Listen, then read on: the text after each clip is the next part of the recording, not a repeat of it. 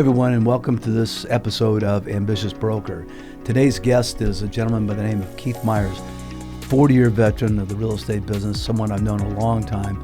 Very, very bright guy, successful as a salesman, and then now as an owner of multiple offices, RE/MAX franchises in Southern California.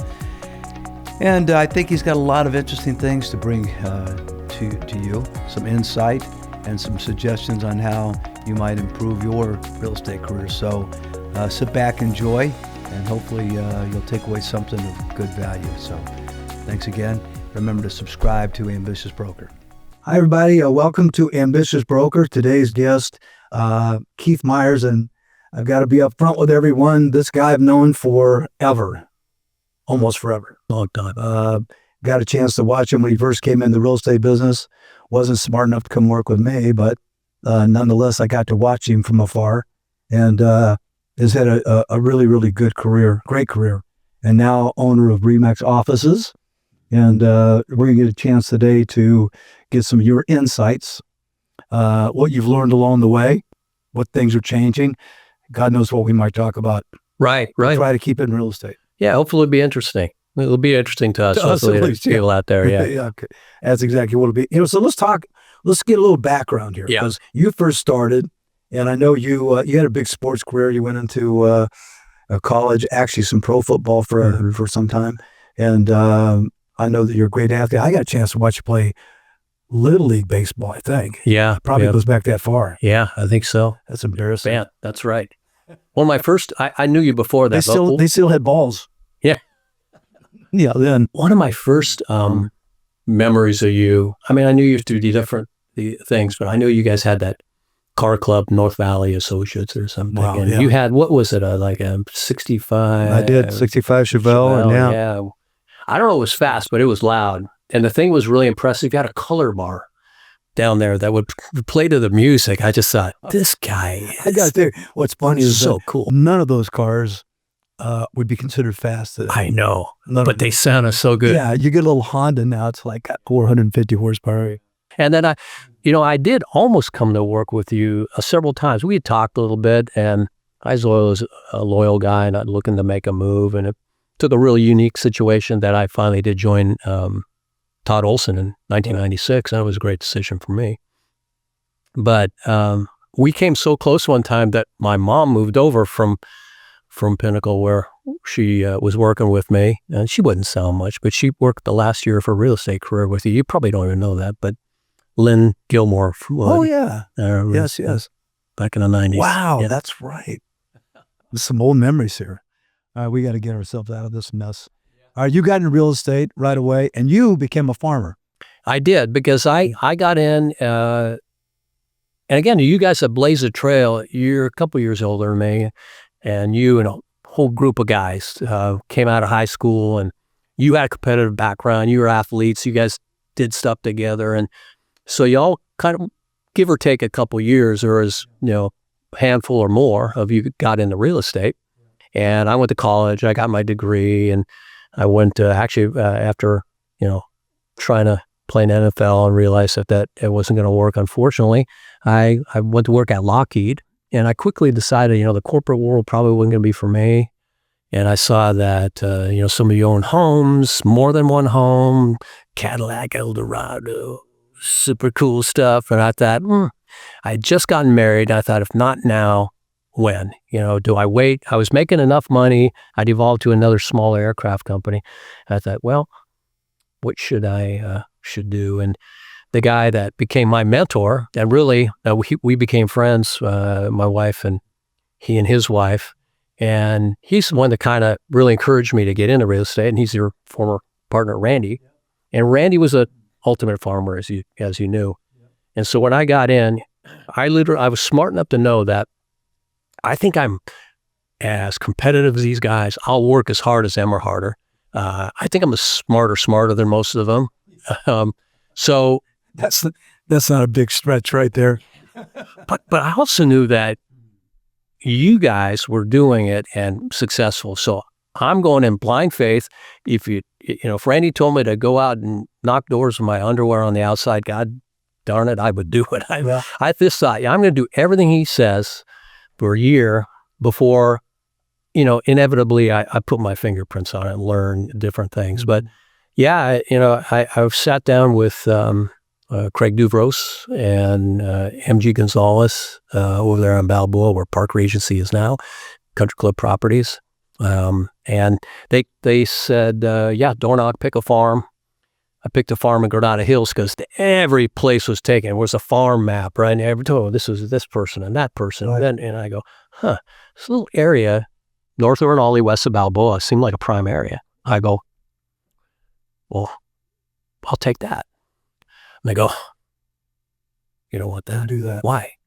So a guy named Jim Hickman. Do you remember Jim? Oh, sure, yeah. Merrill Lynch Realty and the like. And anyway, so I started door knocking. I was still working part-time, and I went after it. And they said, door knocking a couple hours a day. So, after work, I'd door knock 3-4 hours till it got dark, especially in the summer. And so you were doing both things. Yeah, I did. I didn't know that about you. And I got licensed in the middle of '84, and it took me a year to go full-time. What were you doing at Lockheed?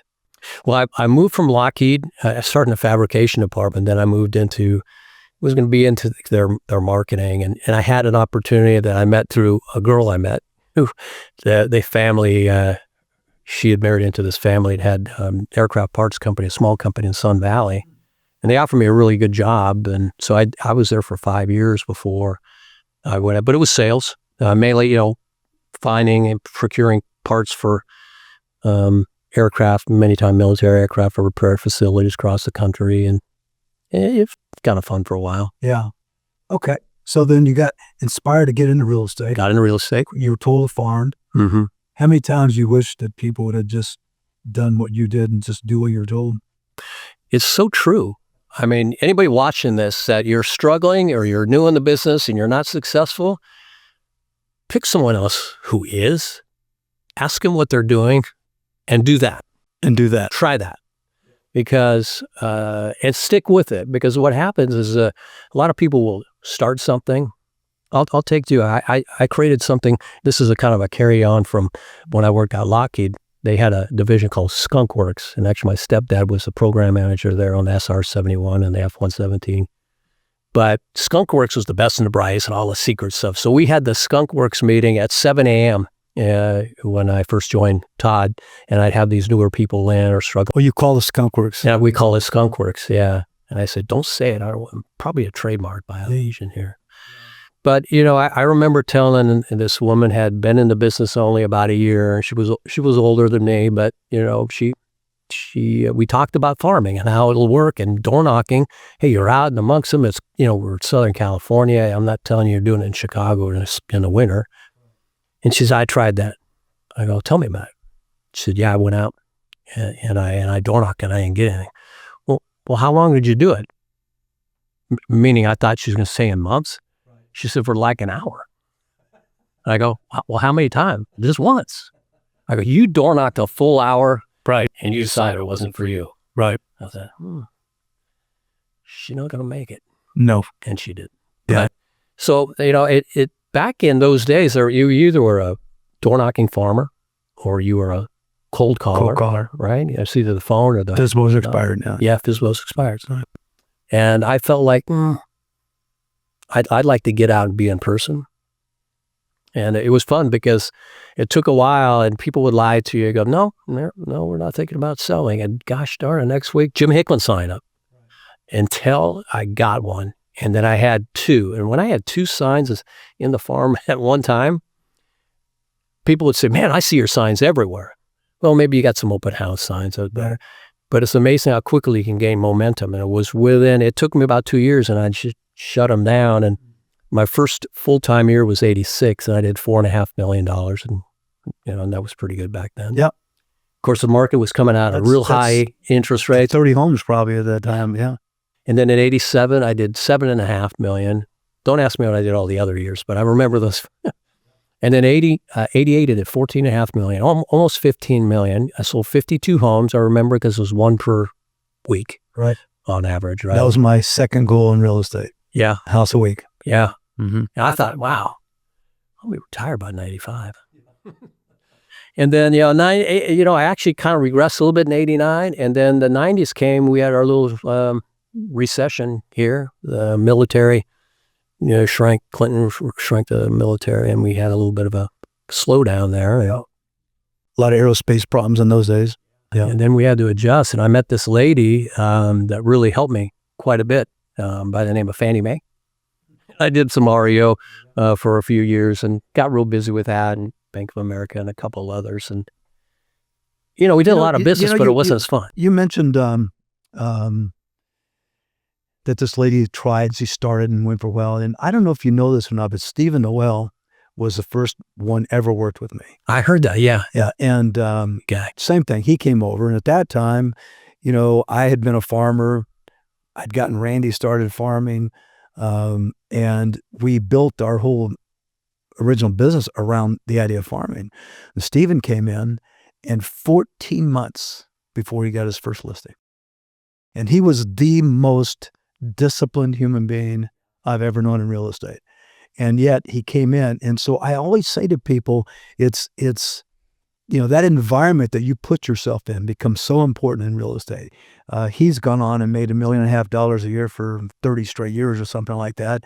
And he literally had to find that first bit of success. And the question is, how do you do that? And particularly with people who farm, because there's so few farmers.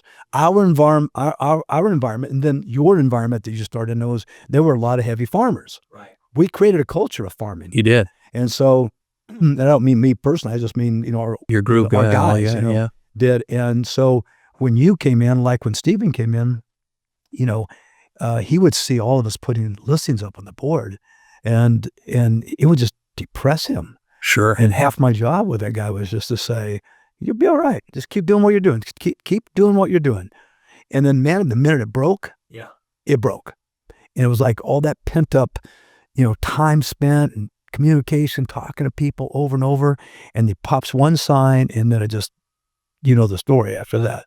Hats off to two things. Hats off to him that he had to stick to it on this, and hats off to you to keep encouraging him. You saw something in him. You knew just a matter of time. You probably didn't think it's 14 months. Well, I'll tell you what I knew.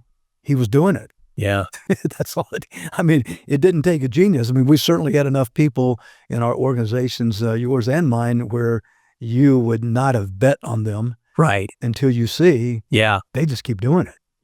And as long as they keep doing it, I just never seen one fail.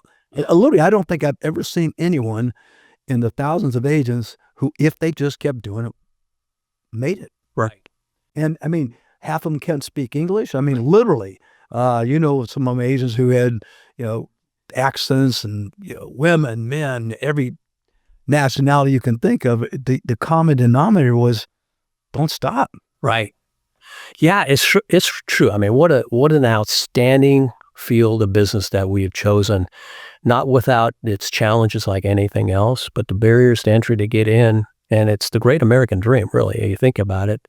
Where else can you go out with a college or high school education, take a few courses, pass a test, and have the chance to make it $1 million a year? Now, that first year is a crapshoot. When I talk to newer people in the business, and most of our business is not built upon hiring brand new agents, although I'd like to get some younger, we're doing some things to try to help on that. But that first year it's a big unknown. You might make $100,000. You might make nothing. Right. A lot of it is, most of it is your effort, but there's some external factors, the market, they're just, sometimes things just don't come together. Yep. But man, you just got to stay with it. You have to go into almost like burn the boats. You got to burn the boats. I've chosen this. I'm going to make this win. I used to always say, if you got a plan B, take it. Yeah. Just because there's too many obstacles along the way. If you haven't burnt the boat, you're probably going to take plan B. So just save yourself a lot of aggravation. Do it now, and yeah, it is true. So yeah, So where'd you go after that? So you got in, you started farming, you started doing a lot of business. And I want to get into talking about what agents can do today. But I want them to know that you know what you're talking about. Yeah. So you then got into becoming an owner or part owner of a RE/MAX office, and then now you're into multiple offices and so forth. And lots of agents, lots of experiences, and you've been through lots of markets. Right. I tell people just jokingly sometime, that I haven't stopped signing payroll checks since 1978. So, and I'm proud of it actually, to get to go through all these various ups and downs and be able to adjust and anticipate and, Right. But it seems like just not stopping has always been a common denominator, right? Well, I think when I became an owner, I had the good fortune of knowing Todd Olson over the years. Good reputation, good guy, but I didn't know him real well. And he came to me. We get agents, you get recruited all the time, right? But so he'd call me and he goes, "No, this is something different." So he offered me a little minor piece of the company to come over there to help him grow. Right. And I said, I've been thinking about that. I kind of need that next level kind of challenge, if you will. It was kind of before the big teams started growing. Individual agents were growing into teams, which might have been a path for me. But I thought, well, this wow, sounds really good. So he had about 60 agents. 30 were productive. 30 were just good people. He just had this loyal group that had been with him a long time. And we did. We started growing. We took a couple top agents from one company, a couple top agents from another, and we just started growing. So we went from 60 in 96 to just over 100 when we bumped up against year 2000. And one of our good younger agents decided to move out to Westlake Village for lifestyle to raise his young kids in a different environment, bought a house out in Oak Park. Kind of backwards. He actually had his first chance of selling $1 million house to an athlete out there. Right.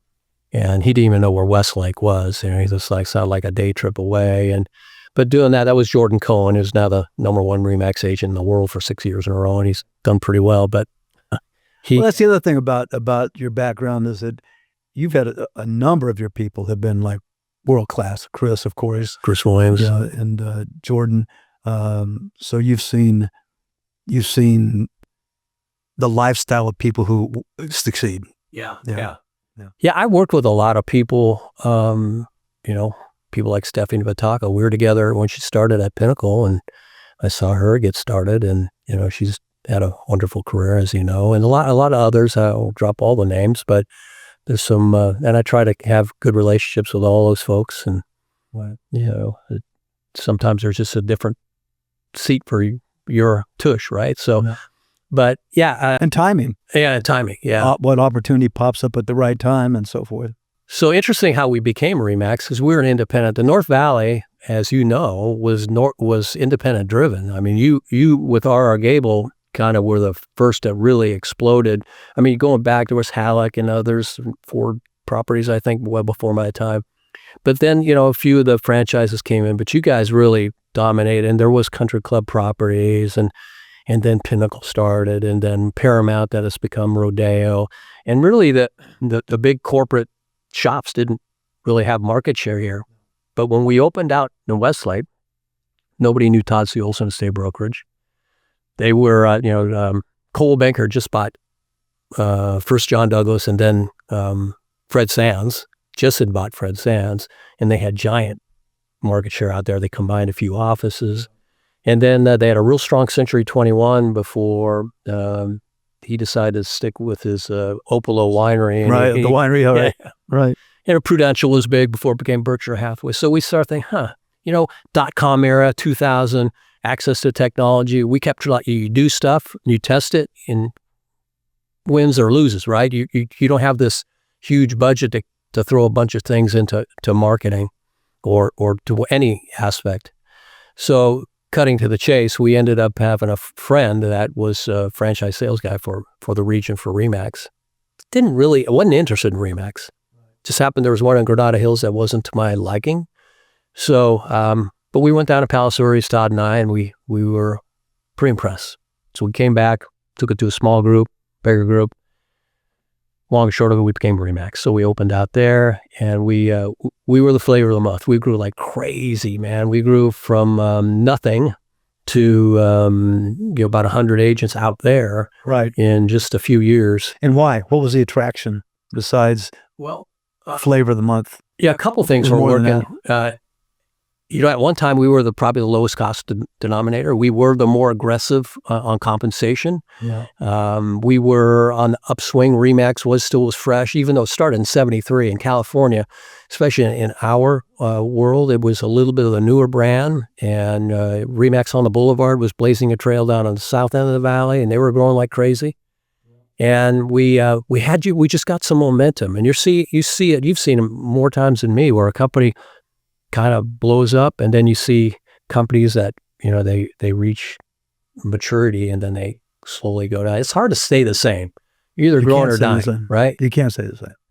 In fact, that's the one thing that you see with, it's been particularly true with franchises because of the general business model of a franchise, where, to your point, they come in, but at a certain point in time, you reach sort of a saturation point. No one has ever had 100% of all markets, or any market for that matter. I know RE/MAX came pretty close in Valencia. They were up there. I mean, I had an office out there, and it was like every other sign they had was one of theirs, and even they blew up. Yeah. Yeah. Gold Coast in the Ventura, especially in beach cities, they still have good presence there. But there's other big flameouts, and I could tell you. I remember when that happened, by the way, when you guys did the RE/MAX thing. And I remember talking to people, probably Richard, particularly. I remember the conversation with him, and I thought it was absolutely the right thing to do at that moment in time.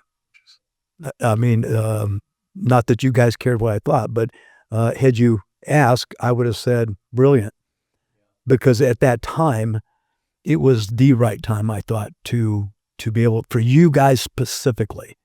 I don't know that RE/MAX, I think you guys would have done it with almost anybody, any franchise, but where you guys had grown to, your limiting factor was going to be, and in that era was important too. Especially when we stretched out geographically, and it used to be 30 miles away was like the whole other world. Right. And it really was different MLS, different county, a lot of different stuff going on there.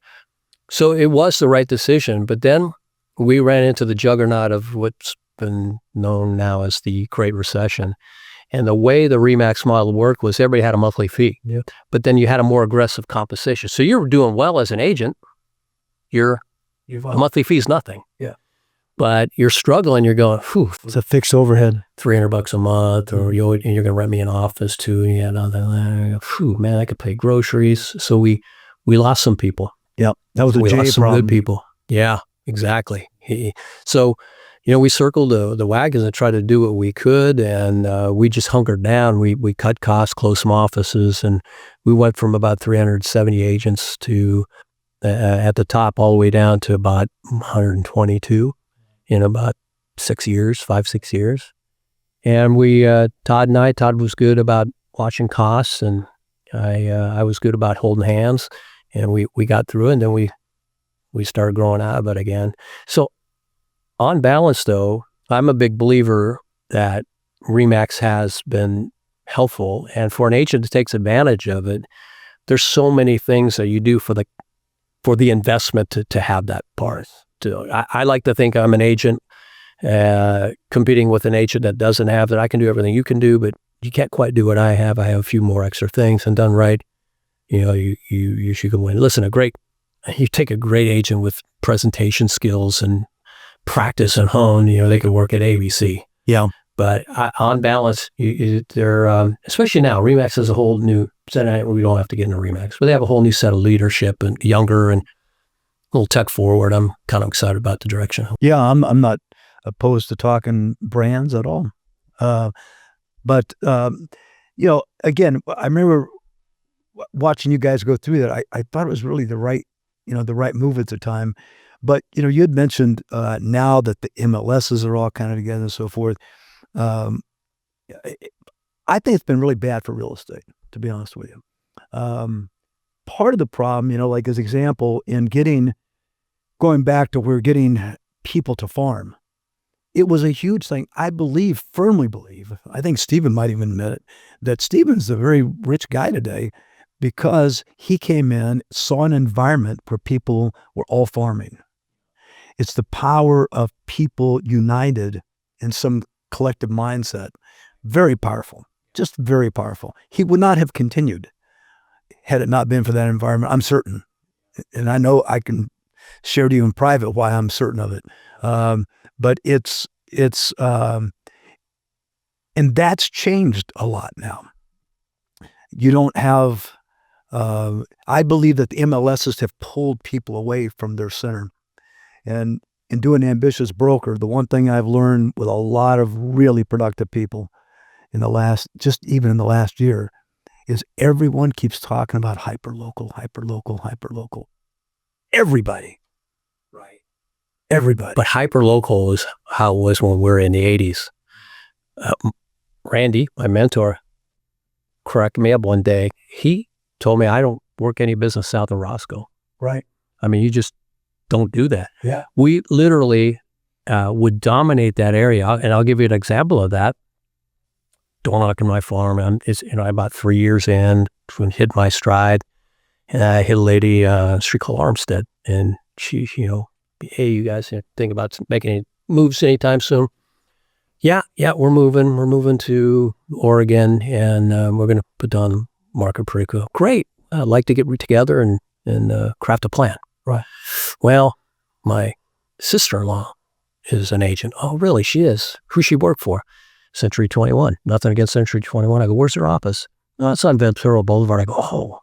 Way over there. That's clear on the other side of the valley. She does have the local knowledge and the connection of the agents and things that I know to get you top dollar. Right. Tell you what, let me talk to you in your house. Let me just have 2 weekends. Let me see what I can do. They let me have 2 weekends. And I end up meeting Chan Ho Park and his wife. I remember because Chan Ho Park ended up being the same name as a pitcher the Dodgers had many hours later. And I double-sided that deal. And I don't know, the sister-in-law, I don't know how she felt about it, but that would never happen today.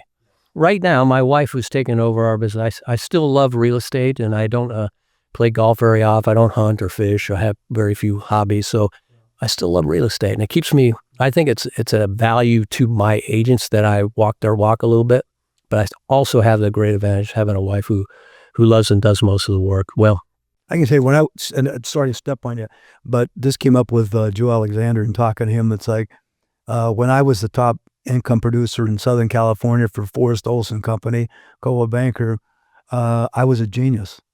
And when I stopped selling because of the demands of the business, all of a sudden, some people thought I didn't know the first thing about selling anymore. It's like, so I agree with you. I mean, you staying engaged has been huge. The first, probably 10 years that I was Todd's partner, I was agent first. I'd lead by example. And as we grew, I kind of took on more of the other side. And he was a great manager, and I was more the outside guy trying to go get people. But it is true. But over the last year and a half, Chris has sold one in Ventura, 2 sides of that one on the beach. We're in escrow on one on Oxnard right now. Just closed one in Moore Park. She's got one in West Covina in escrow right now. That's with her longtime friend who she grew up in that home. Her mom passed, so she's doing that. Right. She sold one up in Walnut Creek that's been a few more years, which I said, no, let's refer it out. No, can Chrissy do it for me? I guess we'd go join Emma's and go spend the weekend. It was, a good market, and that market's always been good up there. But you're right. I mean, back in the day, man, you owned and dominated that area. And it's interesting that now, through access to technology and using different, MLSs and looking at the size of checks, with the prices have grown so dramatically, and the number of transactions are so low that, what they call an agent that does 5 transactions a year now. Top producer. Superstar, yeah, right. I mean, it's really amazing where we've been in a 30-month trough of transactions. When I was active with the association, I was trying to emphasize how important it is that as real estate people, we still look and grow in our perception of being professional. And unfortunately, that hasn't happened. And one of the reasons is, I think, a contributing factor, there's a lot of them, but one of them, in my opinion, has been that we've allowed people to, and by the way, if I was selling houses today myself, I might be doing a deal in Long Beach. I might be doing one everywhere. And there are certain people that are very good and qualified to do that. And it's okay to do it. Most no. Most no. And and it's bad for the business, I think. They don't know what to disclose. They don't know whether the skeletons are buried. Exactly. And so just from an industry standpoint, I was trying to encourage, a different kind of attitude about it. And not that you can't do it, but do it with some responsibility. That's all. And so in any event, you're right. It's changed. It's morphed the whole business. I think it's also contributed a little bit with the technology to, smaller offices and things like that. What are you guys going to do? You're going to keep your big locations? You're trying to cut square footage down, or? Yeah, we've shrunk. I had a Tarzan office that we bought, a long-term office there. It was a good producing office at one time. And Stuart Schoenwetter, longtime owner, we bought it from him. Yeah. When that lease was up, I folded him into Woodland Hills. We had one in Thousand Oaks I had for many years. That lease was up. They didn't want to renew with us because they're going to tear the building down. There's a lot of redevelopment along Thousand Oaks Boulevard there. And I thought, TO agents, sorry. But we moved them into Westlake, and then Moore Park, same thing. That lease was up, and that's a world tweener city. I've come to know there's a lot of times like Tarzan has never had a lot of great real estate offices. Back in the day, or maybe Ziggy was there or somebody, but it's Encino, it's Woodland Hills, it's Calabasas, it's Sherman Oaks. So same thing. Moore Park, 35,000 people served by CME and Westlake and TO. You don't need an office there. And the office where we were had been real estate office for about 3 different times over 25 years. But anyway, we closed that. We moved mostly in the CME into TO. So we did a lot of that. We shrunk one in Tustin.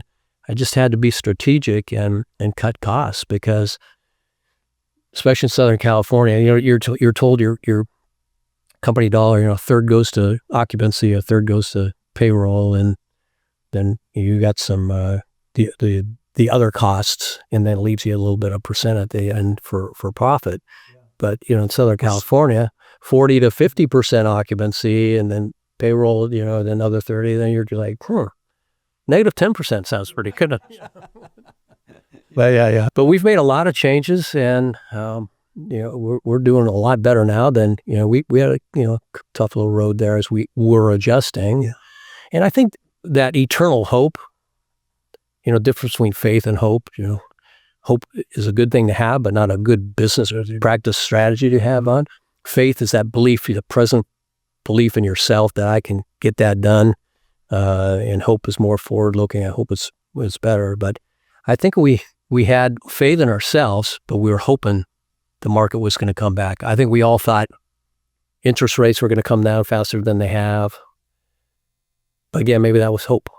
And well, I think, you're a bright guy, and I know you keep up on what's going on generally with the world, and then it gives you a chance to anticipate and guess better, maybe, and allows you to, to stick around and function better, but the bottom line is what you said in the beginning. That is that if you'll go out and knock on a door, and your competitors don't, somebody's going to win. Right. Somebody's going to be here. I don't care how bad it gets. And we were around, in fact, we had just started in 1978. By 1980, when interest rates hit 18%, it was spooky stuff. And so how do you survive that? You just work harder, and then everybody else doesn't. And the next thing you know, you have a larger piece of a smaller pie, and you're back to normal again, I tell my folks all the time, I say, real estate sales never go to zero. There's always going to be someone that needs to sell. In every market, after the earthquake, houses were, there was a week lull, and all of a sudden houses, hey, it wasn't damaged, badge of honor, I got to go somewhere. So no matter what happens, real estate is being sold every day. Yeah. It's our job to go take that market share and provide value and meet that consumer and prove to them, you got to believe it first, and you got to deliver on it, but prove to them that we're the right solution to solve them if they want to get to, Shaker Heights, Ohio, or wherever they're going. Big boom at Shaker Heights. Now I understand. Tell me now, let's jump into what you're telling the agents right now. I mean, and there's maybe three categories of agents, we'll call it. One is someone who's just starting. One who's someone who's been around for a while. Maybe they need a little kickstart. And then the others are the ones that are just booming and just don't want to hear from you, probably, Yeah, and we have all those. We have less of the newer, but I would say what we've replaced that with are ones that have been longer in the tooth and slower to adapt and just kind of languishing there, where they kind of want to do better, but they're not. And so, the challenge is, I read something Brian Buffini said a couple weeks ago now, right around July 4th, has said that biggest problem in real estate right now is apathy. I couldn't agree more. I mentioned this to you, that I sense not only in our offices, but outside, the people that I talk to. And I'm part of something called Gold Nation. Founding member of me and a guy named James O'Brien up at Sacramento Remax Gold. We put together this Gold Nation, which now has grown to 7 states. So it's kind of a brotherhood of that brings us some scale. We can do more referrals, and we do some training stuff, and we go get resources together. But my point is, I talk to these guys. I was just talking to Keith Ard, who runs Northern California and Northern Nevada. Exact same stuff. Right. Talk to someone, Chad Oxner in Colorado. Exact same stuff. So it's everywhere. Yeah. And I don't know what the real answer to that is, except for us in our seats as leaders, as we need to bring the noise, and we need to keep trying, keep looking for new and better ways for efficiency and effectiveness, keep engaging with, keep them encouraged, keep them working, because they can't have a plan B, like you said. Right. I'll tell you what I believe today, for what it's worth, is that, we talked earlier that, one of the things I tell the owners all the time is you can't solve a problem someone doesn't have. And what it means basically is, I think coaching in general has left the real estate brokerage business. And I demonstrate that by saying, I don't know a real estate company on the planet that makes $1,000 a month per agent profit. Coaches do.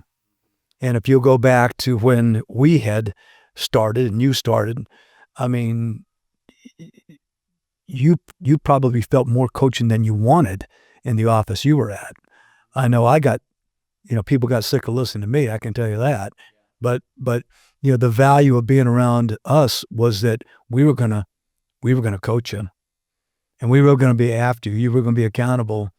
So to finish the thought, because I'm loving to hear what you say, is I think the first job of a leader today has got to be, let's find a problem. Yeah.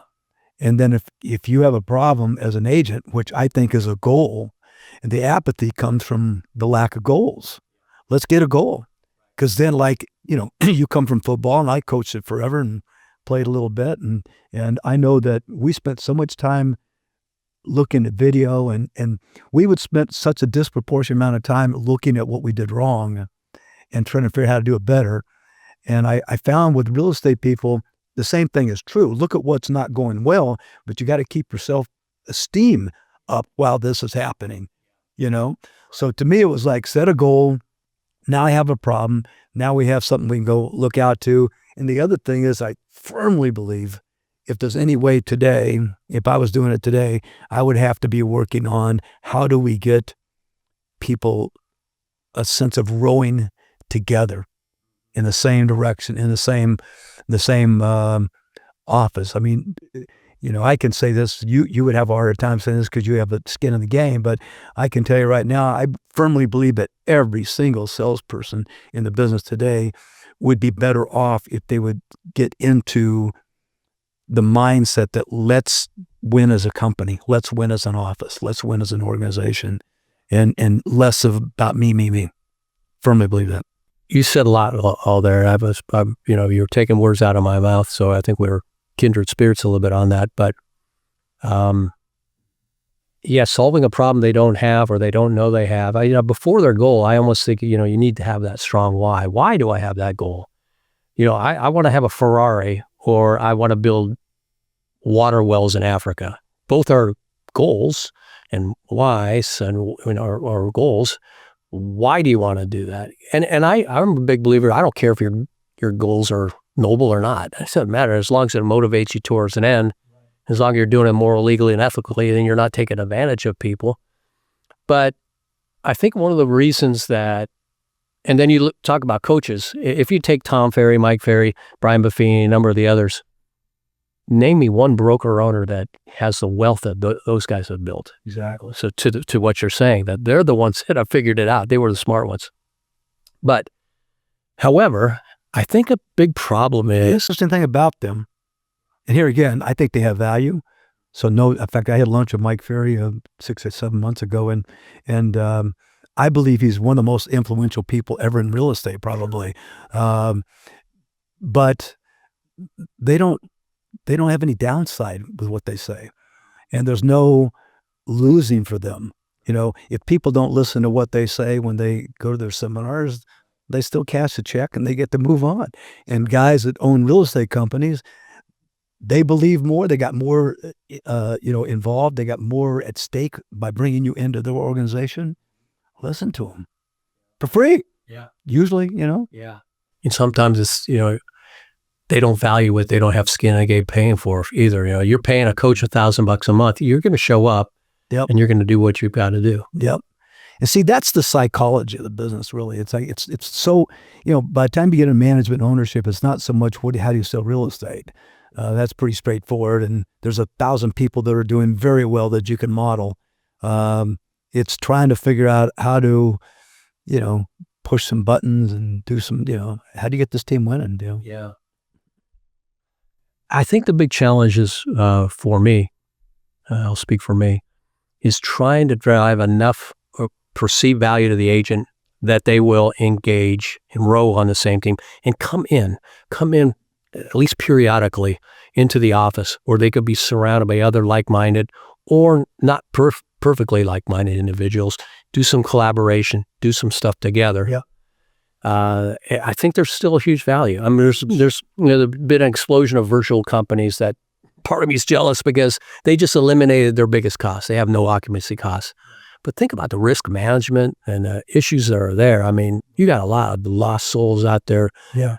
They could be making your company look horrible. We've seen some of the things that some of these agents have done. But if you can get them to get into the office, and we're doing a 4-part series in 4 of our office and collaborating some people through on all around AI, right? And we know that's a big thing. It's going to affect all our lives in every way, good, bad, and indifferent.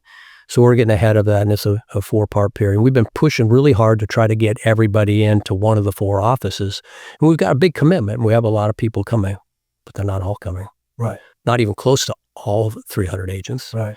And I can see where, Jordan Cohen or somebody maybe, I think he would benefit. I think they would all benefit. Sure. But we need to do a better job of providing really true value, just like the agent needs to do a better job of convincing the consumer that their problem, pushing the problem to the consumer of having this house they don't want anymore for any number of reasons, or wanting a house that they don't have yet, can be solved better by me. Right. And a set of tools and resources and values that I can bring into the equation. Right. Except the way we did it back in true hyperlocal day when we were farming areas, and we're farming 500 to 1,000 homes. These guys say, "Yeah, I got to farm a 5,000." Well, you mail 5,000, which we can talk about. Different, mail. yeah. I think mail's dead, but I think that I would door knock, and people would see me, especially ones that see you. They'd see me coming up, and they'd say, "Hi, Keith," and they knew me. I was a mayor of that area, right? And we did. I used to tell people farming, that's the day you made us, when you go to the door and they say hi to you before you say hi to them. Yeah. Hi, Keith. Hi, Roger. Before you have to say, hey, Mr. Smith. Right. And if you believe that this is truly a relationship business, and it still is, and for the foreseeable future, I can't see how it's not a relationship built business. You've got, Brian Buffini and a couple others who purely by referral only. Don't call, do this. Just build these strong referral sources and let them refer you and use you. And I used to always think it was a kind of a lesson in mediocrity, because I think, are you really going to get 50 people from the people you know? Well, it's been proven a lot of them are. You got to be working it like everything else. Some of these paths will be successful if you put the energy into it. Yep. But yeah, I mean, I long for the day that we get a little more, and we've had it. There's been times we've really had it, and then during COVID, we didn't have it in person as much. Yeah. But that was the explosion of Zoom, and I know it was a new technology, but we had much bigger percentage joining us then than we do now, because they know it's easy. Yeah. It's so easy that it's easy to say, well, that's the most important lesson probably to learn out there today, and that is that if it's easy, you just invite competition. What you want to be doing is you want to be doing back what we talked about. I know I'm going to get up and do something you can't do, or you won't do. And today, it's that apathy that you're talking about is really what's led to a lot of these legal problems that we're having in the industry. The perception of a real estate agent's value is plummeting, and there's a lot of reasons for it. You better get your eyes focused on why is it happening, and then build a plan to defeat it. It's happening big time right now. And you'd mentioned value. How do I have more value to someone? That's a challenge, because everybody with a lot of money is trying to make it look like you mean nothing. It's all about data, and so forth. So, all right, a brand new agent today. He starts in this business today, and the first thing that you're gonna say to him is, "I need you to show up Monday and start doing this." First of all, hey, Roger, I'm glad you're interested in real estate. I think it's a great opportunity. You're a younger person, and it's such a golden opportunity. Thank you for recognizing me for that.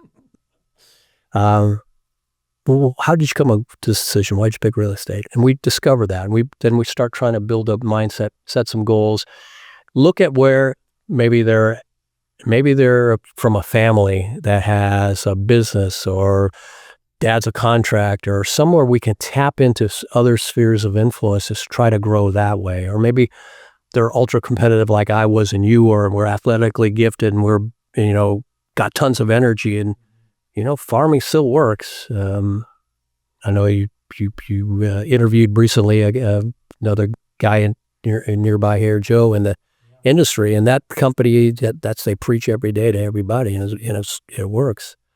But, we just kind of look at ways to do it, come up with what we think is going to be the best way. I think ultimately it's good to have like 4 pillars. I'm a farmer, but I also use my sphere, and occasionally I'm doing expires, and I buy some seller leads somehow, or, you work some different things into cover and some of that. One of the guys I just interviewed said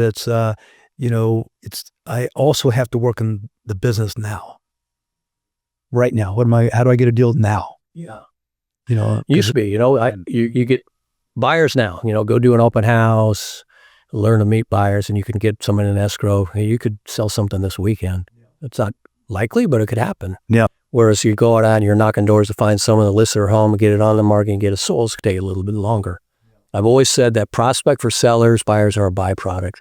But the reality is you need to kind of really be working with both, So once we kind of do that. You're right, though, it is a byproduct. I mean, the buyer's a byproduct, of the other energy. Yeah. But I really think that the key to success is treating it like a business. So if you have a business, you have hours. You're opening your shop, your restaurant, or what have you. Just like open when you want and sleep in. Or, right. Golf. And it doesn't mean you can't golf, but you just got to figure it out. No, there's rules. There's rules around my liquor store that says the sign says I'm open at 8. Yeah. And I close at 8. You got to, or whatever it is. You got to be there, and so you're accountable to your customers. We have to be accountable differently in our business. You have to be good, but at the same time, yeah. And the best liquor store owner is when they come in with about being, obtuse. Hey, how can I help you? What are you looking for? Here's what I tried. You might want to try this, and engage them. And then next you built a fan, and they're going to shop you instead of Total Wine, whatever. Same thing in what they choose. If we can get them, it's not like a crazy amount. if 4 days, 2 hours a day per week, talking 8 hours. Yep. Out of 168 hours that we all have in a We week. taught 6. Yeah. Monday, Wednesday, Friday, 3 hours, 2 hours, 6 hours. That'd be 5.5 more than everybody else. Did you know Tom Min? Yeah. Tom Min had the greatest line ever. He said, he came in and he entered the world with a bunch of farmers, but in his mind, he had to figure it all out, and he says, I finally figured out that I watch the postman who goes out every day. He says, if I just do what he does, I'd make 10 times as much money as he did. And he did. He did exactly what, just show up at the doors, get to meet the people, and that's just a great line. It's interesting. A portion of my farm in Granada Hills, which was like the last piece I took, which was south of the freeway, I'm knocking it down, killing it, selling a ton of houses. All of a sudden, the mailman gets licensed and starts working it. And oh, by the way, he has a side business of video rentals, which was big at the time. So he's getting them to come rent videos. He's a personal guy, and it was the area when he would the mailboxes were on the house up front. It wasn't like driving in his truck, throwing it in the thing. I thought, I got a little scared. And he nicked me, man. He stuck around he's still in the business, but he's slowed it down. But that's a tough combo right there. Yeah. So you believe in a little farming, some sort. Most people are really emphasizing Sphere now. Yeah. And so what kind of technology are you kind of asking people to get engaged with now? I think the days are where you can keep it in your head or write it down on a scratch pad or something are just long gone. You can do it that way, but you're just burning money, because the time from lead to when they make the decision, if you talk to Mike Ferry, a lead is someone who's going to do something in 30 days. Well, that's great if you're just got this fire hose of stuff. But we all know now that a lot of them, it's an incubation period of time, and you need time to curate them and work on them. And the best way to do that is CRM. And some people embrace them and work them very well. And statistically, they're more successful than the ones that don't. We had a good fortune of that a couple of years ago that Remax made a deal with Inside Real Estate, who owns KV Core. They've changed it to Bold Trails. Now they bought Boomtown and a bunch of other stuff. And they're out, we get a suite of things that's off the shelf. It's like $1,000 a day. Is Core Home, Core Present, all these amazing tools. We don't have 100% adoption, right? But the ones that are working it and doing it and utilizing it to follow up and have campaigns and prompt them on who to contact are having significantly better success. What rang my bell about computers was the idea that, and I don't remember exactly, but I remember it haunted me. And that was that the reason that computers have entered the world back in the days that we started doing it was that you can do more widgets in the same amount of time. Right. So it was like, what was our widget? And the thing that people, I think, so often are losing track of today, and that is that, your widget are people. Yeah. And there's just, it's not buyers and sellers, it's people. And there's never been a more important time, in my opinion, for CRMs, and I invented it. Which it's just like, and back in the 80s, but today, because of the way the market has shrunk, you have more people in the business. You have more part-time people in the business that keep getting between you and your good relationships, and they're stealing money from you big time. It's like that, in my mind, is the business, So I know there's a lot of options. Sean, you probably know Sean Halami, but he said to me one time, he goes, does it ever surprise you that there's more people, a higher percentage of our people use computers in the 80s than they do today when everyone accepts computers? And I go, well, yeah, but I think the reason is because there was no option in those days. We had the only one. You either bought into it or you didn't. Today, you can buy into it and have 1,000 options. And that those options seem to paralyze people. The CRM too replaced a hot thing that happened that's kind of run its course to a great extent, which was assistance. I was at a Mike's Ferry Superstar retreat down at Palm Desert, probably 1988.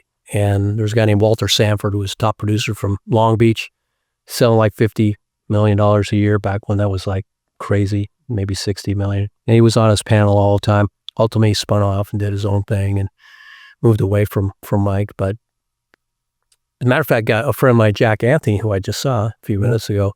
He and I pressed to see him at one of these things. And we went down and saw him down on Long Beach, and he showed us this operation. He's making offers every day on an apartment, lowball offers every day on apartment buildings for himself. And every once in a while, he'd get one. But he said something that he said, you know what, I need to make $40,000 a month just to break even. I have expensive divorce. I'm paying alimony and child support. I've got this Rolls Royce and all that. I paid $40,000. But he had, I think, 4 assistants or 5 and some other help. But he had all these assistants. So I go, I'm going to hire an assistant. And virtually from there through my entire career, I had an assistant. But that assistant, to a great extent, was the CRM. Did the follow-up, kind of kept me on track, reminded me of things. Right. And I first tried to use an assistant to do cold calling and prospecting, and I realized that's my job. It's all the rest of the stuff you have an assistant do. So in the 90s, you remember you have offices full of assistants. So we had to create space for assistants. We're not productive per se, but necessary, and everybody wanted to have that. Well, if I look around my offices now, the good thing is a lot of those are gone, unless you're a team or something. But people were getting assistants in those days, and even today, before they knew what they wanted to do with an assistant. So now you're back to that. I had this overhead. Yeah. And if I bring an assistant in and they start doing work for me, if I don't take the time they save me to do more productive work, then it's just cost me. It wasn't an investment, and I saw a lot of that. I saw a lot of agents who actually started getting themselves in some financial trouble because they didn't kick up, at the time. You experienced that too? Yeah. Yeah. Sure. Yeah. I saw an assistant there. I actually see her quite a bit in one of my offices. I go a lot. I don't sit too much. But most of the time she's there, but the agent is not. And she's always online buying stuff or on Instagram or something. And I'm not blaming her because she's taking direction from the agent, and agents not keep her busy enough. Right. So she's just filling her time. Right. And I'm like, God, it's just like, kills me. But well, see, the thing today too is that even brands as big as Remax that you're involved with, or Center 21 or KW, they're not. None of the companies anymore take a to the public. It's not a business to consumer business anymore. So in our days, we really did a lot to get to the consumer from the company standpoint. Right. And for sure, newspaper ads and everything else. That's all kind of gone different directions. And I think that's why, I'm a big believer, even more so today, is that you have to build an audience, because you can't afford, who could afford, companies can't afford to go out and, talk to 1 million residents of the San Fernando Valley. You can't do it. So you got to decide, who's my audience going to be? And then what's my technology to communicate with this group of people? I come up with a genius idea tomorrow. Who am I going to tell? Am I going to get on the radio and start spending, $30,000 a month? Probably not, So, that CRM system provides you an audience. And that's the way I encourage people to think of it today. Think about, a podcast or something like that we're doing. Who's your audience? And So I don't have a preferred one myself, but so you're talking about AI. Let's jump to that for a minute. What do you see in that? And how's that going to affect right now, everybody's using it to write their description in MLS, which is great, because now you see, it used to spelled right now? Yeah. How many times you see nice house on a nice street, and 3+2, I already know it's 3+2. You don't have to put that there. And it's nice, and it's got a big backyard, nice for families. I go, you've used nice 7 times. Okay, can we pull something out? But the funny thing is, now they're using ChatGPT or Perplexity or something, and now it's like beautiful home in a bucolic location. It's like, they don't know bucolic. What's going on here? But beyond that, I think that more and more it's just becoming a tool that will speed up what we can do and solve for, I don't know what to do. Example, you're going to do a podcast with me today and you haven't done one before. You've done very few. Okay, I'm going to do a podcast with Keith Myers. What should I talk about? What should we focus on? Give me extent in, in-depth answers or questions that I can talk about and fields to cover. It'll come out and you probably go, wow, I like a lot of that. I think where I would like to see, we're swimming in a mountain of data. You have Black Knight. That was a Fidelity product for a while. I think they're spun off. I think they changed their name to ICE, which is probably bad timing because that's probably not a good name for them right now. But this information that title companies amassed and real estate companies and all this stuff out there, I think someday soon we may do a better job of predictive analytics. There's been a lot of models, SmartZip and others, that say we can predict of the hunters fund to 20% to have the 80% chance of selling their home over the next year. It's never worked. Yeah. I'm the testing route. I've tried everything. It's one of the things I'd like to do. But can we now analyze data with all the demographics and geographics and time in the property and all those things and try to make a better decision? And then what we need to solve for is something you mentioned. If you got the best idea, how can you deliver that message in a specific targeted manner that's just for Roger Hance, that it will be sent to you, and it can't be done mail. That's inefficient. I don't have your email or your text or how. We're going to have to solve through some way that I can instantaneously contact you and 7 others have the exact same thing I need for the specific buyer, or those kind of things that maybe will. My mantra: make real estate transactions faster, easier, and less expensive. Right. And I think that we'll see some ways in that. I think that AI won't replace us. I didn't come up with this. We've all heard this. AI won't replace us. An agent using AI that will replace one that's not. Yeah. There's been watershed events in my career and yours too, where I've had the computer.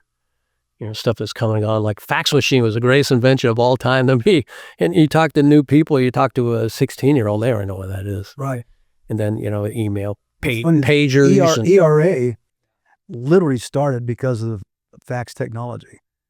It was electronic, really, and it was all, their value proposition was they could fax properties across the country, this and that. It was interesting. You could build a whole business model around one piece of technology. Yeah. Yeah. It's funny. And then you have someone like Compass who come with their 3-way marketing thing, and they're going to go back to putting things in books in a 14-day office exclusive that you have to come in and look at a book or something. Yeah. I hope you got time because we're going to talk about that. Yeah. After we get through this AI part here.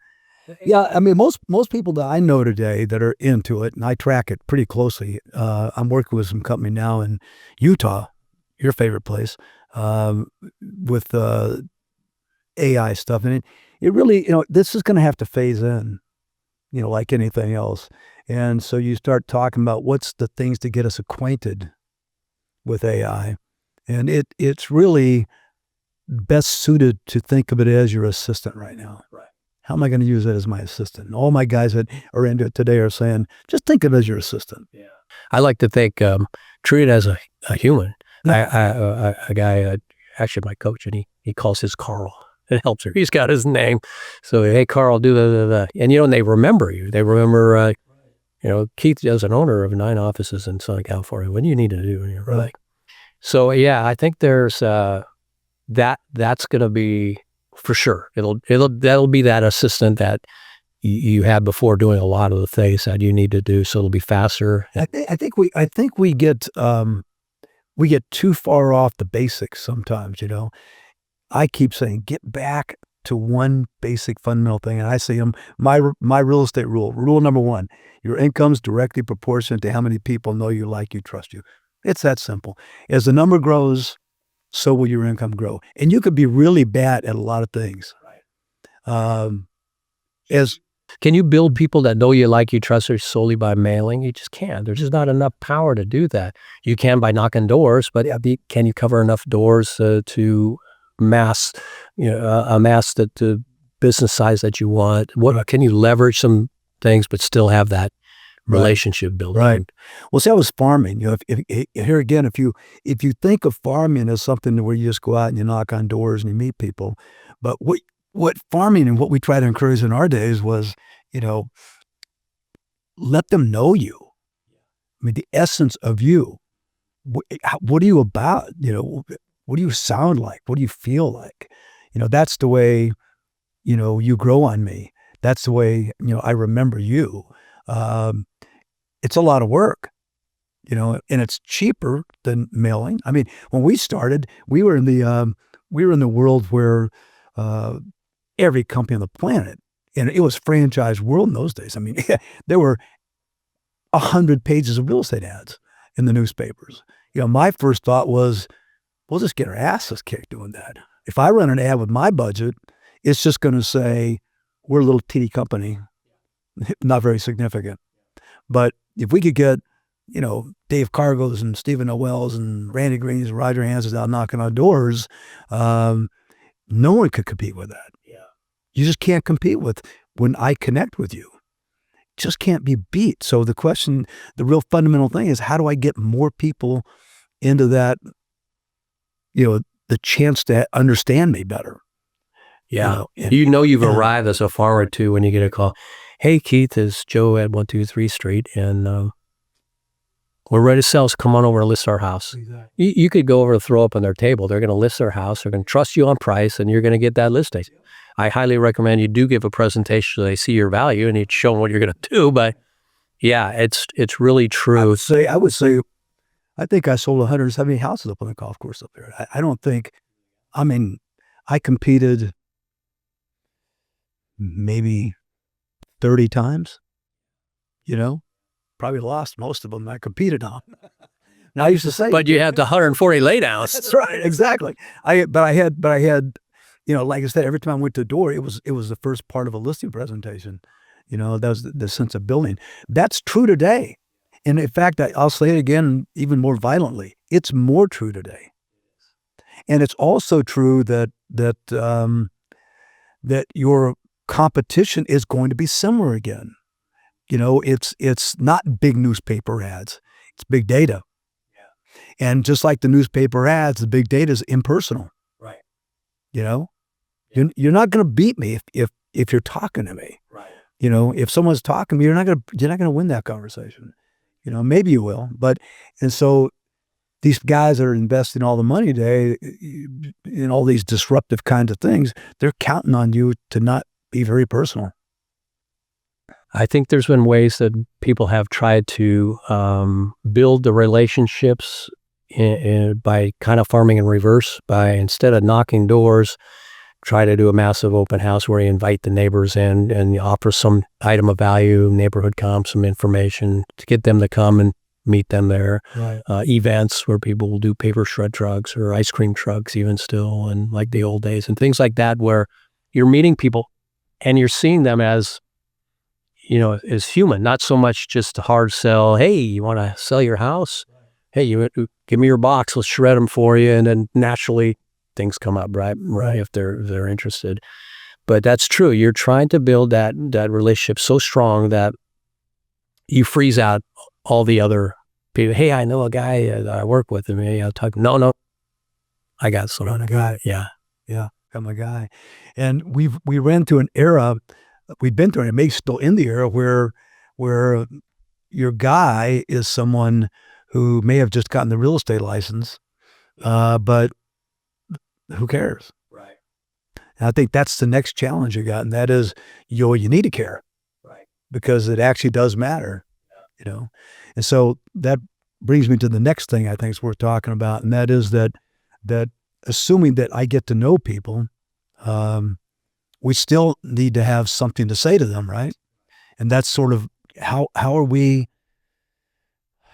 defining the value we can have to someone? Everything that's going on right now, including the commissions and all that, in my opinion, are stems from people just not believing you have that much value anymore. Right. That's true. They look at how much we make on one transaction. I think that's just absurd with prices being what they are. But they don't see all the other things what we do and what has to happen for one to get paid. You're no guarantee. Right. Not that they care, but it truly is. And our values are so evolved over the years. When I came in, we were the gatekeepers, right? They couldn't buy a house or find it but for us. So they just needed to choose one of us. And why not, if they want to buy in Northern Granada Hills, well, I had a good shot. I'm going to get them because I had the inventory. I knew the things coming and that sort of thing. Well, now that's changed a little bit. And they have, many times they find out about houses before we do. Right. And you're working with a buyer. Hey, I saw this one just came up on any number of portals.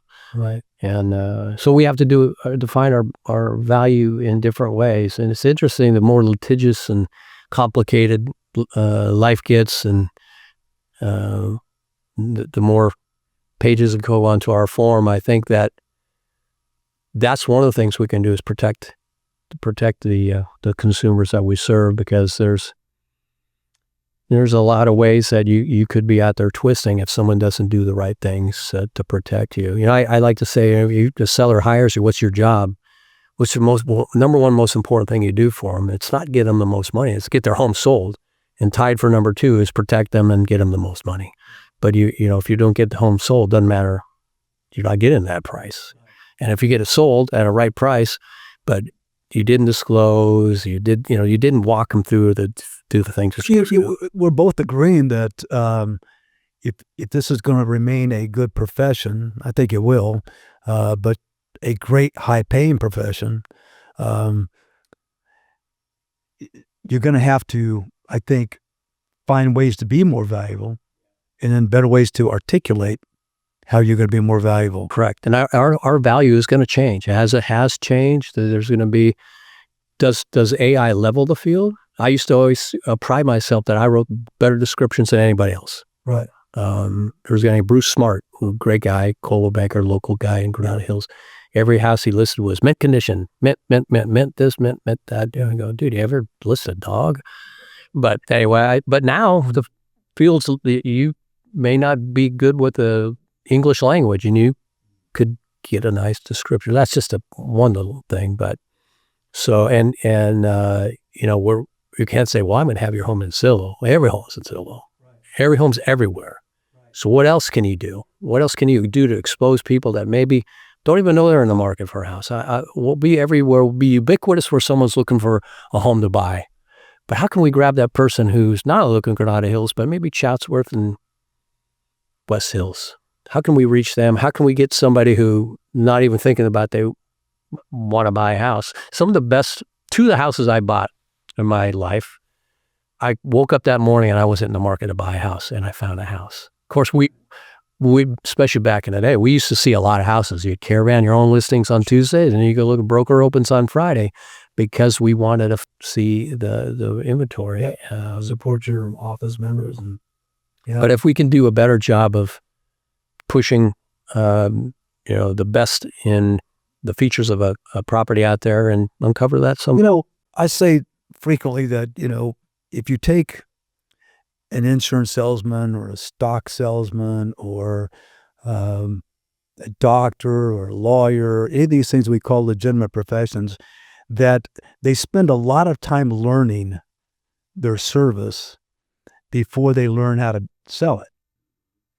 And what I've really seen in our business over the last 15, 20 years is we do a pretty decent job at times of teaching people how to sell it. I'm not sure that the industry is doing a good job of coaching people on the service that they're actually providing. There's some truths about pricing. Yeah. There's truths about how to handle a home inspection. There's truths about how we do with each other. I don't see much of that training going on, do you? No, and what you're talking about, spend more time sharpening your axe before cutting, right? And I firmly believe that my listing presentation in 1986 or 87 was better than it is today. I went and saw a guy named Daniel Penley, who I found out later ripped up Jerry Bresser, but you memorized stuff and you did little tie downs and you got logical answers and you moved them down this corridor, overcoming objections, get them to an answer that it's impossible to say no. It's like, have you ever done a timeshare? And it's like hard to say no. These guys are so good. It's like I was just trying to get the free turkey or whatever it was. I just wanted the free couple days in Hawaii, and now I'm buying a timeshare. What am I doing? Yeah. I bought one. Yeah. Spent $50,000 for a timeshare in Mexico. Well, you go there a lot, so I hope it's that one. I go there. I have no choice anymore, you know. But I'll tell you that story off air because it's hysterical. But great salesman. Yeah. Great salesman. Why can't we be the same thing? I mean, really, you need to sell why you're special. Yeah. I had a high school sales. I think it's easier to sell special if you are special. You know, do you spend time learning? Do you actually know more? I mean, you know, I'll tell you, since I've been 100% dedicated to the escrow side of this thing and doing everything from here to, you know, Orange County and every place now, you see a lot of real estate transactions, and honestly, the guys just aren't very good. Yeah. And I see guys come along, you know, hate to say it, but, you know, guys have been around for what I remember I used to think this with Dave Cargo all the time. It's like every time he'd bring me an escrow, and there was a person on the other side of it, I'd go, that poor other agent's going to get chewed up. And that poor client that they're representing is going to lose. They're just going to lose. And that's generally true with guys that have been around a long time. If that's true, I think we agree it is, then that clearly establishes that there's some value in how good you are at what you do. There is some natural talent that people can parlay. You know, Jordan Cohen he's got a knack, you know, he's got a little something extra. But you and I both know many people we've met over the years that they're kind of obtuse, a little kind of crusty, but they work hard and they believe what they say. Yeah. You remember Jack LaBosco? Yeah. So Jack was around, and he was the first broker for Pinnacle until Jeff got his license. And that guy just every year he killed it. And he was like a gruff, mean guy. I know. And I know. I didn't get it. I grew to love the guy actually, but man, that was like. Well, that's why I say when all is said and done, anybody who's watching this and they're looking to get through a couple hours of listening to a couple of guys talk, and they're looking for a nugget, this is it. The nugget is that it just doesn't matter what happens if you just go out and continue to do it and not stop and work your plan and stay consistent with the plan. It's going to work because you can be bad at everything if you can just be good at that. I like to say sometimes, I've said, hey, if somebody came to you and offered you a starring role in a TV show and you just needed to learn the script solid, to audition for the script, and you have a chance to make $100,000 a month. I mean, those guys make $100,000 a week for the big stars, but pick a number. Would you learn it? Yeah. What would you do? Would you practice it? Would you practice it in cowboy voice? Would you practice it like backwards? Right. You practice it in front of a mirror, practice it with, and next thing you're doing all kind of the linguistic practices because you're going to own it. You're gonna mix in like some, and right. Even though you don't do it, to make it look real, you're so good at it that you just can't be beat. Right. Everybody can learn it. In a second. But they don't. I don't want to be canned. I don't want to. So they go in and they wing it, and sometimes they win, sometimes they don't. And the thing, about canned stuff, because I agree with you 100%, is that it's not so much about being canned, it's about being comfortable with the words just rolling off your lips, to feel comfortable in what you're saying, and by the way, why wouldn't it be canned? Because there's only so many things you can say. Right.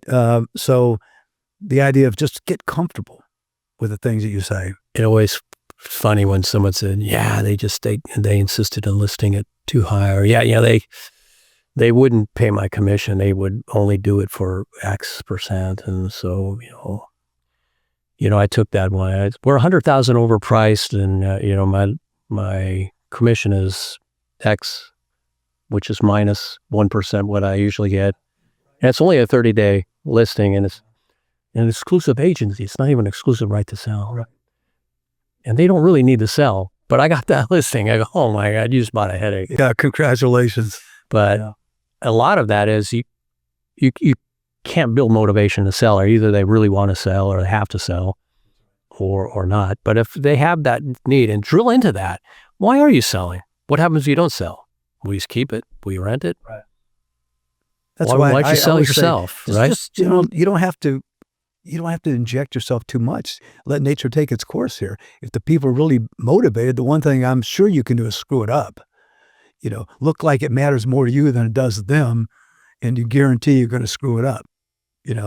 So how about everyone's always talked about listing presentations. I've heard stories about Jordan, who would give listing presentations every night to his wife or something like that. Is that true? Yeah, there's a good story about that, and he wrote a book and he put it in there. So he got into real estate a little bit reluctantly. His parents both got into real estate. Arnie and Harriet did well. He lived in Northridge, no silver spoon in his mouth. His dad used to have a hot dog stand, Danny's Dog, and his mom did nails back before the Asians took it over. Good for them. So I think she got licensed first and started having some success, and he followed. Anyway, he goes like, man, I don't want to do that. He graduated. He'll say, I barely graduated with a C- average from Cal State Northridge. He did those. Remember, you'd write up blurbs, take pictures, and send them to the Daily News or to get the press releases. He did that for a while. Ultimately, he said, "Nah, I'm gonna get into real estate." So they all told him. Todd said, "You need to do a farm." So he picked a farm in Canoga Park, and he's knocking doors. Finally, he gets this listing at a chance, and he goes out and he loses. And he lists with someone else, and he goes out.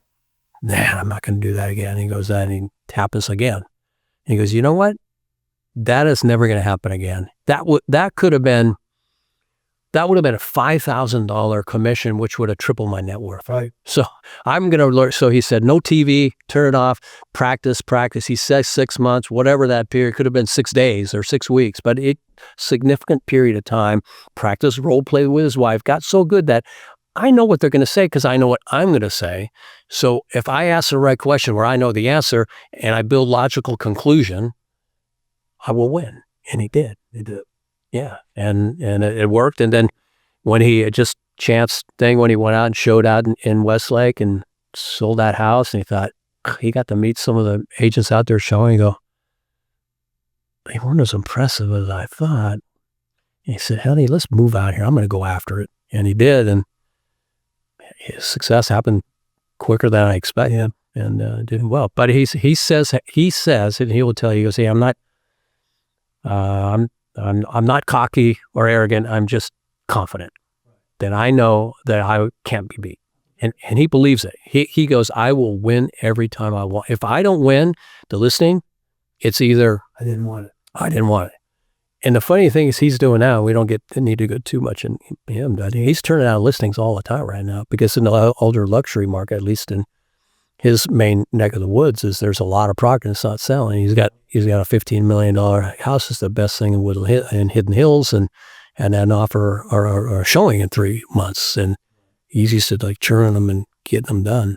But yeah, there's a lot of work. Yeah. So now we always put emphasis in listening presentations, but as of January 1st this year, we have a law. Yeah. California says that you got to get a seller or buyer to sign now. So are you spending any time on buyer appointments or presentations? We've got some of our, Patty Petralia, Rachel, a couple of us have been taking the lead on that. I've dunked in a little bit. But yeah, I would treat it the same way. You got to sit down with a buyer who's going to be reluctant to sign an agreement to pay you. Wait a minute, I got to pay it. And you have to describe that and explain and tell us law. And here's why you value, since really you probably need to do this with somebody, here's why you should choose me. And then you need to build that. I'm going to show you, I'm part of a network, so I'm going to be able to, once we determine the areas we want to be, I'm going to call agents. I'm going to send a letter. I'm going to whatever you're going to do. That's going to be a little bit different. Right. And when they're Well, I say to people, it is your product. You should be able to define your product if you want me to buy it, So explain your product to me.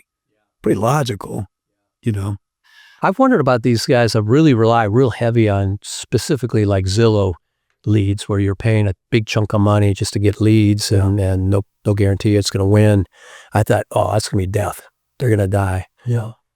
But a lot of them are doing it. They're still hanging in there, doing well with it, because they had to go back and build their scripting as such that they would get people who've never met them or know them for anything.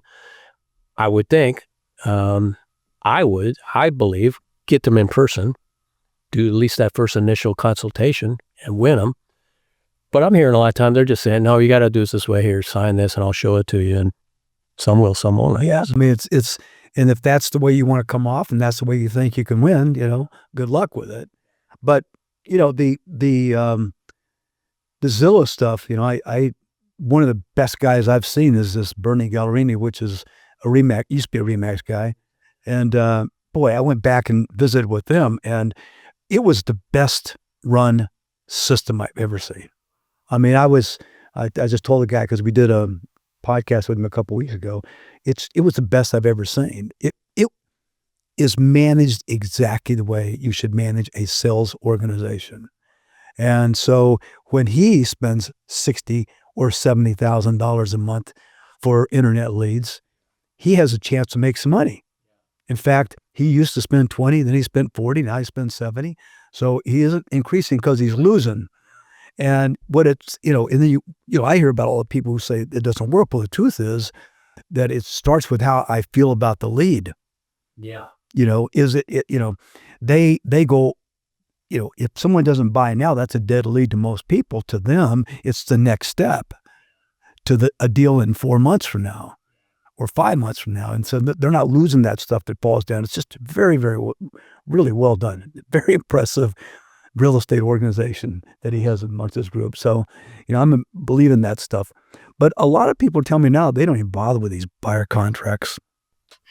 That's I fear that. I fear that we got our people out doing the same thing. Yeah. And talk to me about, if you got a few more minutes, talk to me about the industry in general, where you see things going. I mean, Rocket just bought Redfin. Yeah. KW has had some kind of engagement with a big data, entity. You see Zillow, is fighting with Compass and Clear Cooperate. I mean, a lot of stuff going on right now. It really is, yeah. You all got kind of accelerated by the class action lawsuits that changed the way we work. The funny thing about that is, our big fear was going to be some commission compression, and many people predicted that, and we've actually seen seller side commissions go up. Yeah, we've seen some higher than before. I think the buyer side can take a little bit of compression, but yeah, it's back to adding value. Is NAR adding value? Are they giving us enough value for what we pay them?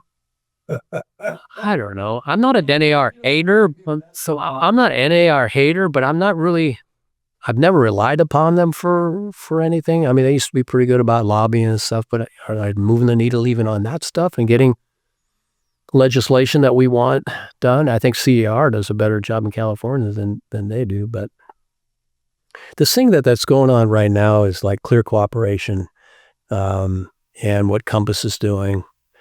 My degree's in business and marketing. I'm a big believer that marketing works, and that the best thing we can do for a seller, expose it to a vast number of people. The more people that know about your house, the better chance you have finding that one buyer's willing to pay the price you will accept. But I also, talking out both my side of my mouth, I don't want someone else to tell me how I run my business as long as it's legal and ethical. And if I have a business model where I want to do like what Compass is doing, and I'm going to hold this first, and I can convince the seller that this is right for them, and do it for 14 days or whatever, and then a coming soon for a period of time, and then go live. I also think that they should be able to do that and let things fall where they may. Will that push some people? I know some Compass agents, one in particular, hates that rule, and it's enough that he loves the company. He said, if it's mandated, I'm not going to stay. And then I got other people are saying, oh, wow, we're going to sell in-house stuff, so I'm going to make, as a buyer's agent, it's going to be good for me. Well, I think it's going to be good for the company. I think, you're going to keep some more of that stuff. But is that really the best interest of a client? There is no human being on the planet that will convince me that that's good for a client.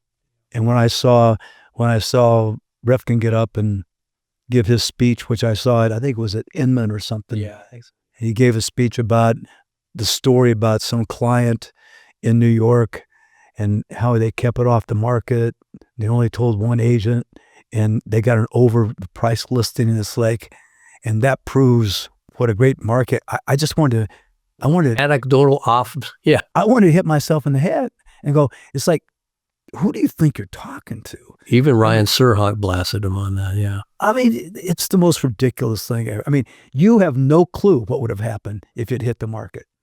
But I can tell you this, if one guy had a buyer who was willing to pay over, what would another 1,000 have done for you potentially? That buyer that was willing to pay over will probably pay a little more over. A little bit more. If he or she really wanted it, right? That's right.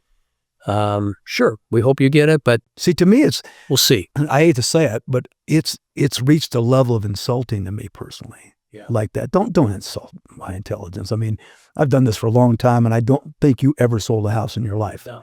Okay, so to sit back and tell us that this is, but so I'm interested in where this thing drops off because. Like you, I think there's times when it makes sense, and there's clients who really just want that. There's times when, hell, I sell things that I don't care if I got the most, I just want to get rid of it now. Yeah. I have those times. Yeah, not necessarily a house. You got, you get an old cars, car. Whatever. Yeah. Let's get this out of my, you probably don't do a garage sale, but there's probably some old clothes you want to get rid of. Exactly. Just get rid of stuff. Yeah, so and that's why the but we know it's rare. Sell my house online, and the open doors. I'm shocked anybody sells their houses that way, but we see it all the time. Yeah, when they're taking a 20% haircut. Yeah, or more. All the iBuyer stuff. That's what I mean. All that stuff. Yeah, like, why would you do that? Yeah. An agent in our one of our offices told me just the last week or two that met with somebody, and they're going to go with one of these places, and it's just easier. They've been convinced that other person did the carrot of it's going to be so much easier, and you don't have to show it or clean it up or fix it, or it's just going to be so easy. So they've chosen easy, and there's a market for that. And I think that, I think a great agent has solutions for that. Hey, there's 3 prices we can sell your home. Well, I think you're right. I think there's a place for it because there's a 7-Eleven. Yeah. That you'll overpay for quick. The question is, how much will you overpay? And that's do these sellers really understand exactly how much you're underselling when you do this? I'm not sure that that's legitimate. And if we don't bring that client's interest back into alignment with our own, it's just a bad formula. We're going to get hurt ultimately with this. It's like I would never buy one of my own listings. I couldn't. That's not totally true. What my best multiple past client, I think I sold 12 homes for her over the years, sold 4. And she had one that she bought for her kids, and they decided they didn't like it. It was a new place in Oxnard, a little gated thing. And she goes, I just don't want it. Just take it from me. And long and short of it, I bought it from her. But there were so many reasons why that made sense for her. Right. And anyway, but most part is, but I know there's agents that they've got a guy, and I know this one agent that sells like way too many houses to this one other agent at a different company. Right. And I know there's money left on that table, And even if it's like acceptable, I fear that someone's going to wake up in a year and go, you know what? You talked me into doing something because you didn't expose it to the market. So it always comes back to providing value, doing the right thing, but the market works too. Right. So I think that that whole thing. I've been involved with a bunch of startup stuff, and I've been at all these presentations. Jay Bilson had one not long ago, a couple years ago actually. Like a filter. It's called Proper. It was a deal that they were involved. Pretty interesting, actually. Very intriguing. Pretty good idea, and the way they approach it. But the reason I brought it up is that I've been in a bunch of these kinds of presentations where they have a PowerPoint and they explain to you why this disruptive idea is going to work. And there's never been a presentation, 15, 20 maybe I've been to, where there wasn't a PowerPoint slide or two that said the real estate industry is disorganized, grossly overpaid, and vulnerable. And I think if the real estate industry in general knew that that was the mindset out there with all the guys with the money, and it is happening right now. You see it happening right now. And so there's a defense for it, just like there was with us competing against companies with 100 pages of newspaper ads. Get organized, get smart, find real value, be legitimate in what you're going to do and so forth. And, I see that, but there's something else happening right now that I don't know if you're aware of this. I probably shouldn't use this time to expose it. I'm going to do a podcast, the first time I've ever done one without a guest over this subject. And you're an Inman reader, I think. Okay. Did you see by chance the interview with Art Carter? Okay. Don't know how I missed it. Yeah. I'm going to send it to you. Great. But I'm going to talk about it. Art Carter, who was the CEO of CRMLS, I'll save some of it for the podcast, but he wrote an op-ed over this. They've decided that they're not going to follow the NAR suggestion for clear cooperation. And I don't understand why, even if you are going to have a multiple listing service and we're going to join and you and I are going to agree to share our information and we'll do it all the time. And that the reason we're doing it is because I have a better chance to serve a client. I have a better chance to make more money if I get to share what you have also. That's all very logical stuff. It's why it's the best tool that's ever worked in marketing real estate. So, so if that's the case, why wouldn't I have an option to say, I don't want to send it to Zillow. Yeah. I don't want to send it to the portals. I don't want this house to go to the portals. If you're telling me that there's an agent or a client out there that occasionally doesn't want to put it in multiple, then I got to believe there's a lot who don't want to put it in the portals. Right. If this inventory wasn't put in the portals, a third of the listings weren't put in the portals, it would change the whole dynamic of real estate. Totally change it. And you, as a MLS owner, you're the CEO of an organization that we pay for. We're actually part owners of. And he declared that he will not allow delayed marketing, which was the idea of not sending to portals. Ridiculous to me. Just an option. Let me have an option. Where he stepped off the cliff, and he really pissed me off, and I hope it pisses everybody in real estate off because it should. He came out and said something to the effect of he believes that buyers should have access to all the information that we have, even if they don't want to use us. And there's more to it than that. I'll share in that day. I can't read it. But this idea that you serve buyers, you don't serve buyers. We serve buyers. You serve us, right? It's your organization. Exactly. And now you think that you should give away information to a buyer for free when we have to pay for it.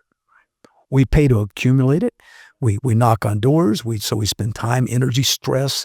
We spend money to mail. We do all this stuff. We get on the phones. We call people, take rejection, just to get this little piece of information that's very valuable. You say we should give it for free. Yeah. It's insane. Insane. So this apathy that you talked about earlier, it's true throughout right now, and I think this is maybe a moment in time where everybody needs to not be apathetic, because I think this is one of those. I keep wondering what else is on this guy's mind if he wants to give away our information for free. So does he ultimately find a way to compete with us? I mean, you never know. What's the angle at? One of the questions I'm going to ask: do you intend to give for sale by owners free access too? Yeah. So the buyers and sellers should have free access. We should pay for it, and it's built for. Like I'll save the rant for that day. Watch and learn. Watch then. That's right. All right. Well, listen, my friend, you gave me a lot of time. I appreciate it. Yeah, it's fun. That's good. We should talk more. Yeah, we should. But always great to see you. The time you spend, it was awesome. We'll have to play pickleball sometime. Yeah, come on. Are you playing any? Not much. Yeah, I'll have you way. If you'll come, I'll offer you. Yeah. And in the meantime, I appreciate it very much, and best of luck. Thank you. I'll take it. You're going to kick ass. Let's go. You always do. Thank you. All right. Great. Thanks, Roger.